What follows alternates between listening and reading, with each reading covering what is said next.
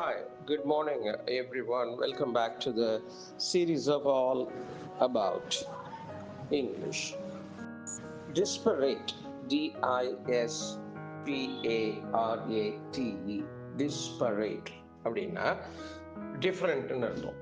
அப்போ டிஃப்ரெண்ட்டுக்கும் இதுக்கும் ஏதாவது வேறுபாடு இருக்கா அப்படின்னா அதை நாளைய தினம் நம்ம பார்ப்போம். இப்போ டிஸ்பரேட் அப்படின்னா டிஃபரண்ட், டிஃபரிங், கான்ட்ராஸ்டிங், அதுக்கு நேர் எதிர்ப்பதமா இருக்கக்கூடியது, நார்மலுக்கு நேர் எதிர்ப்பதமா இருக்கக்கூடியது. அப்படி இங்கே நாம பொருள் எடுத்துக்கலாம். அதுக்கு ஆன்டனிம் சொல்லணும்னா ஹோமோஜினஸ், சேம் கைண்ட், அதே வகையை சார்ந்ததுன்னு அர்த்தம். இப்போ எக்ஸாம்பிளா, தே inhabit disparate worlds of thought, அவர்கள் மாறுபட்ட சிந்தனை உடைய உலகத்திலே இருக்கிறார்கள்.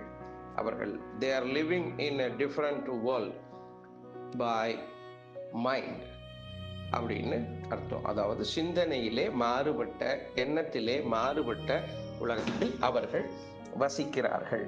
இதுதான் இந்த disparate அப்படிங்கிறதுக்கு பொருள்.